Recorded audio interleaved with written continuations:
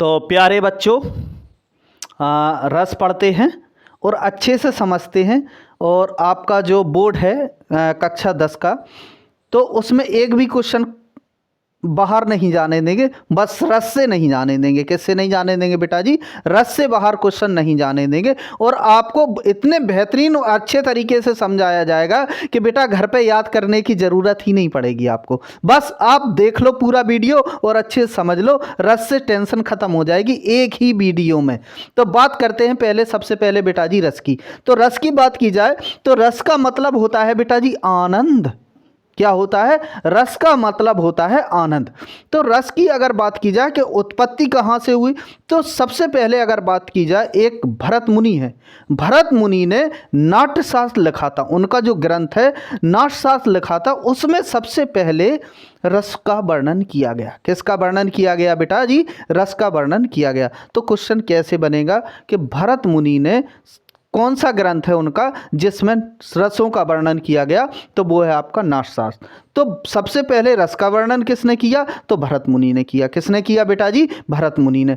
अब भरत मुनि के अनुसार रसों की संख्या कितनी होती है? तो भरत मुनि के अनुसार जो बेटा जी रसों की संख्या होती है वो होती है 8। कितनी होती है? 8। अब ये भी पूछ लिया जाएगा कि प्रमुख रस कितने होते हैं? तो बेटा प्रमुख रस आपके 9 होते हैं, लेकिन और कुल रस पूछे तो कुल रस होते हैं आपके 11। तो पूछा एक क्वेश्चन यहां से भी बन सकता है कि भरत मुनि के अनुसार रसों की संख्या 8 होती है, लेकिन कौन से रस को भरत मुनि ने 9वां रस नहीं माना है? कौन से रस को भरत मुनि ने 9वां रस नहीं माना है? तो वो है आपका शांत रस। कौन सा रस है? शांत रस है। तो बेटा रस के कितने अंग होते हैं? तो रस के आपके 4 अंग होते हैं, स्थायी भाव, विभाव, अनुभाव, संचारी भाव। और संचारी भाव को अपन व्यभिचारी भाव भी कहते हैं। क्या कहते हैं बेटा जी? व्यभिचारी भाव कहते हैं। अगर व्यभिचारी भाव या संचारी भाव की संख्या पूछ ले तो 33 होती है। ये बहुत बार क्वेश्चन आ चुका है बोर्ड में कि व्यभिचारी या संचारी भाव की संख्या कितनी होती है? तो वो आपकी 33 होती है। अगर आगे बात की जाए और बेटा, तो रस की अगर आगे बात की जाए तो रसों का राजा या रसराज किसको कहा जाता है? श्रृंगार रस को कहा जाता है। किसको कहा जाता है? श्रृंगार रस को कहा जाता है। रसों का राजा या रसराज किसे कहा जाता है? श्रृंगार रस को कहा जाता है। तो श्रृंगार रस के कितने अंग होते हैं? तो श्रृंगार रस के बेटा जी 2 अंग होते हैं। कौन से अंग होते हैं?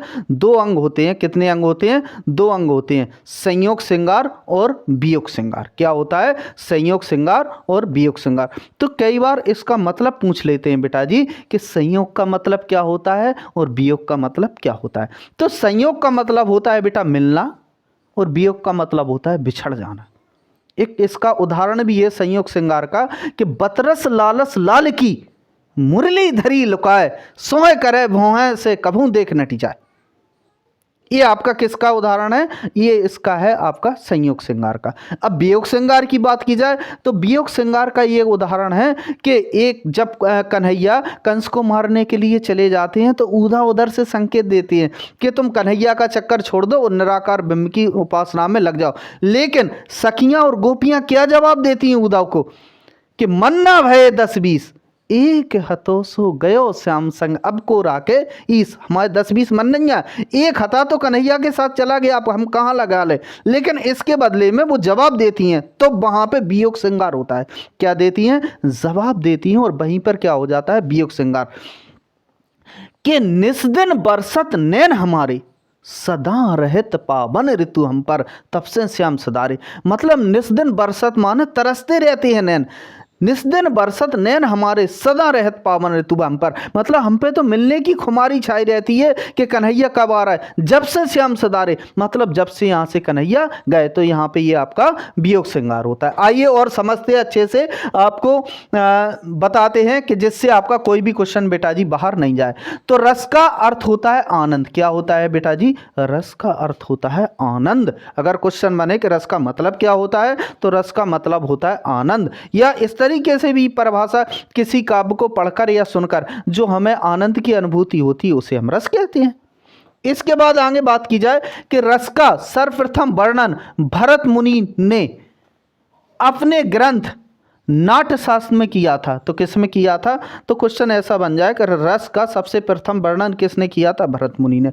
ग्रंथ कौन सा था बेटा उनका? तो ग्रंथ था उनका, कौन सा ग्रंथ था? नाट्यशास्त्र। कौन सा था? नाट्यशास्त्र। आगे बात की जाए, भरत मुनि के अनुसार रसों की संख्या कितनी होती है? 8। कितनी होती है भरत मुनि के अनुसार रसों की संख्या? 8। तो ये क्वेश्चन याद रखना, भरत मुनि के अनुसार रसों की संख्या कितनी है? 8 है। आगे अगर बात की जाए कि प्रमुख रसों की संख्या कितनी होती है, तो प्रमुख रसों की संख्या कितनी होती है? 9 होती है। कितनी होती है? 9। और कुल रस की संख्या कितनी होती है? तो वो होती है आपकी 11। कितनी होती है बेटा जी? 11 होती है। कुल रस कितने होते हैं? 11। रस के 4 अंग होते हैं। कितने अंग होते हैं बेटा जी?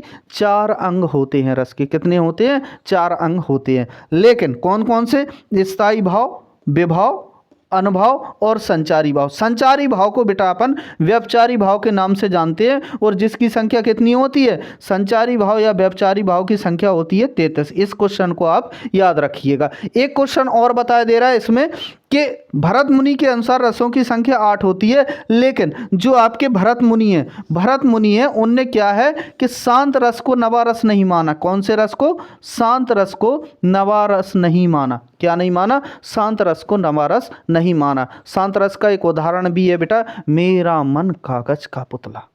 मेरा मन कागज का पुतला, ये शांत रस का उदाहरण है। आपकी क्लास 10 में 2 ही रस हैं, एक हास रस है और एक है आपका करुण रस। तो आइए अपन और जानने की कोशिश करेंगे रस की और समझते हैं, ठीक है। तो आइए बच्चों आगे देखते हैं। बात की जाए तो श्रृंगार रस की, तो श्रृंगार रस को जैसे हमने पहले आपको बता दिया है कि श्रृंगार रस को रसों का राजा कहा जाता है। ये क्वेश्चन रसराज या रसों का राजा कहा जाता है बेटा जी। ऐसे कई बार आपसे बोर्ड में क्वेश्चन पूछा जा चुका है कि श्रृंगार रस को क्या कहा जाता है। तो श्रृंगार रस को रसों का राजा या रसराज कहा जाता है। आगे बात की जाए कि श्रृंगार रस के बेटा जी कितने अंग होते हैं, तो श्रृंगार रस के 2 अंग होते हैं। कितने अंग होते हैं? 2। तो संयोग होता है और वियोग होता है। तो संयोग का मतलब होता है मिलना और वियोग का मतलब होता है बिछड़ना। तो आइए बेटा जी अब अपन देखते हैं रस और स्थायी भाव। एक क्वेश्चन यहां से जरूर आता है कि कौन से रस का कौन सा स्थायी भाव है, कि कौन से स्थायी भाव का कौन सा रस है। तो बात की जाए तो रस है ये, और ये उनका बेटा जी स्थायी भाव। कैसे? तो जैसे श्रृंगार रस है, श्रृंगार रस का स्थायी भाव होता है बेटा जी रति। क्या होता है? रति। तो श्रृंगार रस का स्थायी भाव होता है रति। अब यहाँ पे रौद्र रस, रौद्र रस का स्थायी भाव क्या होता है? क्रोध होता है बेटा जी। और विभस, विभस का रस का स्थायी भाव क्या होता है? या तो गिलानी होगा या जुगुस्सा होगा। क्या होगा? गिलानी होगा या जुगुस्सा होगा। भक्ति रस की अगर बात की जाए तो भक्ति रस का स्थायी भाव क्या होगा? देव होगा या विषयक होगा। क्या होगा? देव होगा या विषयक होगा। एक क्वेश्चन जरूर मिलेगा बेटा, इनको लर्न करके जाना ही है आपको, एक क्वेश्चन पक्का मिलेगा इससे। इसके बाद अगर बात की जाए तो वीर रस, तो वीर रस का स्थायी भाव होता है उत्साह। क्या होता है बेटा जी? उत्साह। शांत रस का स्थायी भाव होता है निर्वेद, निर्वेद। इस शांत रस को जरूर याद करना, क्योंकि भरत मुनि ने शांत रस को नवारस नहीं माना है। ये शांत रस को जरूर याद रखिएगा, निर्वेद होता। हास का होता है हंसी, और यही आपके चैप्टर में है कौन सा रस है? हास रस। इसके बाद बात की जाए, ये हास रस अपन को पढ़ना है आगे। भयानक रस का स्थायी भाव क्या होता है? भय होता है। क्या होता है? भय। करुण रस, और ये आपका दूसरा रस है आपका करुण रस। करुण रस का स्थायी भाव होता है बेटा जी शोक। ये 2 रस अपन अभी पढ़ेंगे।